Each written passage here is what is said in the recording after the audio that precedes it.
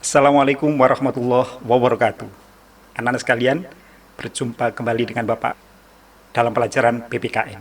Anak-anak sekalian, sampailah kita kepada bab yang kelima. Ya, di bab yang kelima ini kita bicara tentang integrasi nasional dalam bingkai Bhinneka Tunggal Ika. Oke? Sudah siap kita belajar? Oke, anak sekalian. Nah, ada kata integrasi nasional dan ada kata bingkai Bhinneka Tunggal Ika. Dua hal ini adalah berhubungan kausalitas ya. Salah satu menyebabkan yang lain. Tentu saja kebhinekaan menyebabkan bangsa Indonesia harus melakukan integrasi nasional. Bagaimana penjelasannya? Ayo kita ikuti pelajaran berikut ini. Anak sekalian, sebelum materi kita mulai, marilah kita mengucapkan puji syukur kepada Tuhan Yang Maha Esa, Allah Subhanahu wa Ta'ala, bagi yang beragama Islam, atas rahmat dan ridhonya sehingga kalian menyelesaikan materi di bab 4 dengan baik. Semoga kalian akan mendapatkan nilai yang memuaskan di bab berikutnya, anak sekalian ya. Dan kalian telah menyelesaikan materi yang lalu dengan baik. Demikian juga di materi bab 5 ini kalian akan mendapatkan nilai yang lebih bagus, dan tidak cukup dengan nilai, tentu pemahaman yang baik, lalu kemudian kita bisa melaksanakan di dalam kehidupan sehari-hari, dalam keluarga, sekolah, masyarakat, dalam berbangsa dan bernegara. Oke, kita lanjut. Nah, anak sekalian, ini kalian lihat di screen ya. Ini adalah peta negara Indonesia. Ada 5 pulau besar ya, ada Riau, ada Sumatera, maaf ya, ada Jawa, Kalimantan, lalu kemudian Sulawesi, lalu kemudian ada pulau yang paling ujung timur, yaitu Pulau Papua ya. Ada lagu dari Sabang sampai Merauke, berjajar pulau-pulau, sambung menyambung menjadi satu, itulah Indonesia. Indonesia tanah airku, aku berjanji padamu, menjunjung tanah airku Indonesia. Nah, anak sekalian, di lagu tersebut jelas bahwa wilayah Indonesia adalah dari Sabang sampai Merauke, atau kalau dulu ada juga dari barat sampai ke timur. Kalau dari utara sampai selatan itu dari Pulau W yang paling utara sampai dengan pulau yang paling selatan, ini di sini. Ini Pulau Rote di Nusa Tenggara Timur ya. Kalau Pulau W ada di ujung Sumatera, ini paling utara. Anak sekalian, dari sini kita tahu luas wilayah Indonesia itu adalah 5 juta kilometer persegi lebih ya, dan 2/3 diantaranya berupa lautan. Kita lihat ya di sini ya, wilayahnya lebih banyak lautan daripada daratan, dan jumlah pulaunya wow luar biasa, 17.400 pulau. Ingin tahu lagi sesuatu yang spektakuler dari Indonesia adalah jumlah suku bangsanya, anak sekalian. Ya, seringkali Bapak katakan, atau kalian masih ingat di pelajaran PPKN kelas 8 ya, diungkapkan bahwa tahun 2010 suku bangsa di Indonesia itu jumlahnya 1128. Dan pada tahun 2020 menurut data BPS ya, Badan Pusat Statistik, ternyata jumlah suku bangsa di Indonesia itu mengalami kenaikan melebihi 1.300 suku bangsa.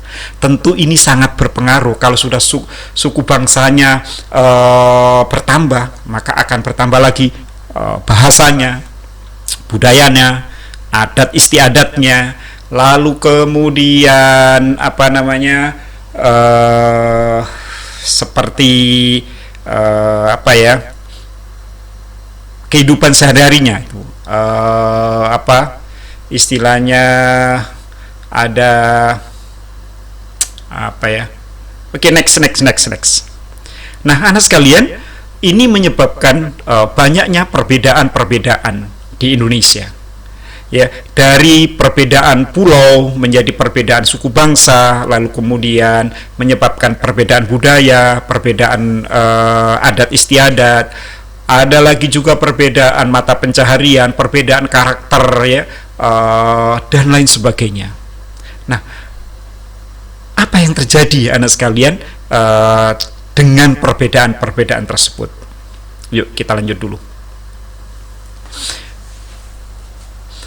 Kalian harus ingat bahwa negara Indonesia merupakan negara kepulauan atau disebut dengan archipelago, negara kepulauan, negara yang terdiri dari pulau-pulau, baik itu kecil maupun besar, ya, yang dibatasi oleh laut dan selat.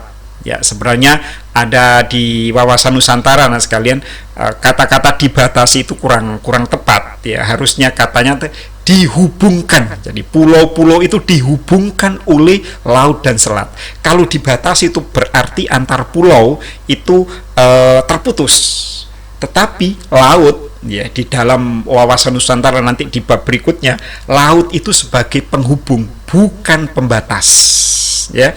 Sehingga Indonesia itu menjadi wilayah satu kesatuan wilayah yang bulat dan utuh, tidak terpisahkan, baik darat, laut maupun udara. Sebagai sebuah negara kepulauan yang terdiri dari banyak etnis dan budaya, Indonesia menghadapi berbagai kemungkinan adanya perpecahan yang dapat menjadi ancaman, tantangan, hambatan, gangguan kesatuan bangsa. Ya, anak sekalian, inilah yang perlu kita bahas. Memang bahwa perbedaan itu adalah sudah menjadi kodrat Tuhan, hukum alam. Kita tidak bisa memilih bahwa Indonesia, kita dilahirkan di Indonesia sebagai bagian dari bangsa Indonesia, di mana di Indonesia ini banyak terjadi perbedaan. Dan Tuhan sendiri sudah mengatakan bahwa Aku ciptakan manusia dari berbagai suku-suku dan bangsa-bangsa untuk saling mengenal. Jadi memang perbedaan itu suatu yang alami. Dan disitulah memang menunjukkan keadilan Tuhan. Tuhan menunjukkan keadilannya dengan membuat sesuatu itu berbeda-beda. Ada kanan, ada kiri, ada atas, ada bawah, ada hitam, ada putih, ada kurus, ada gemuk, ada kaya, ada miskin. Bayangkan saja anak sekalian, kalau di dunia ini sesuatu hanya diciptakan Tuhan satu sisi saja. Hanya kiri saja, nggak ada kanan. Hanya atas saja, nggak ada bawah. Ya, hanya hitam saja, nggak ada warna lain. Atau putih saja, nggak ada warna lain. Atau misalnya Tuhan menciptakan raut muka manusia ini hanya satu jenis saja, diciptakan saja yang cantik tapi satu, tentu membosankan sekali. Atau diciptakan manusia ini kaya saja, siapa yang mau bekerja, ya? Kalau diciptakan miskin saja, ya siapa yang mau membayar, yang mau menggaji? Diciptakan pejabat semua, yang jadi rakyat juga siapa? Yang dijadikan rakyat semua, yang memimpin siapa? Nah, adil kan Tuhan? Makanya kalau kebetulan kalian sekarang jadi kaya, jangan sombong. Dan kebetulan sekarang ditakdirkan untuk jadi orang miskin, jangan berkecil hati, karena kalian telah diciptakan berdasarkan keadilan Tuhan. Ada kaya yang punya duit menggaji, dan ada yang miskin mau bekerja digaji, dibayar. Semuanya saling membutuhkan. Nah, anak sekalian, ini harus dikelola dengan baik perbedaan ini. Perbedaan jangan sampai membuat kita, perbedaan itu jangan sampai menjadi ancaman, tantangan, hambatan, dan gangguan bagi bangsa Indonesia. Tetapi harus kita balik menjadi sebuah kekayaan yang luar biasa. Kita lanjutkan dulu. Untuk menyiasati hal tersebut, berbagai upaya telah dilakukan. Salah satunya yakni diwajibkan kepada seluruh masyarakat memupuk komitmen persatuan dalam keberagaman, seperti tidak menyinggung SARA, harus saling menghormati antar agama, keyakinan, serta menghargai perbedaan budaya. Anak sekalian, kalian tahu SARA? SARA, ya, ini SARA, suku, agama, ras, dan antar golongan. Di sini tidak boleh menyinggung. Ya. Menyinggung di sini maksudnya dalam arti membuat orang yang berbeda agama, berbeda suku, berbeda ras itu tersinggung. Bukan berarti kita nggak boleh mengucapkan kata SARA. ya. Sara itu ya biasa-biasa saja kita mengucapkan suku, ras, agama, antar golongan. Memang kenyataannya kita berbeda itu, ya. Yang tidak boleh adalah menyinggung perasaan suku lain, menyinggung perasaan agama lain, ras lain. Nah, itu yang tidak boleh. Itu yang akan menimbulkan perpecahan, ya. Justru dengan Sarah inilah ayo kita ikat menjadi satu kesatuan yang kuat, seperti yang dicontohkan oleh filosofi Sapulidi, ya. Indonesia ini bermacam-macam, sukunya tadi berapa? 1.300 lebih. Kalau itu kita ibaratkan sebagai satu Sapulidi, satu suku bangsa, maka kalau 1.300 suku bangsa itu kita ikat menjadi satu, akan menjadi satu kekuatan yang luar biasa.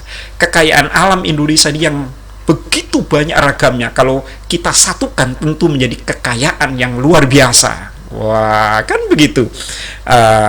Nah, perbedaan ras, perbedaan budaya, anak sekalian, sering kita mendengar ada kata beda itu indah.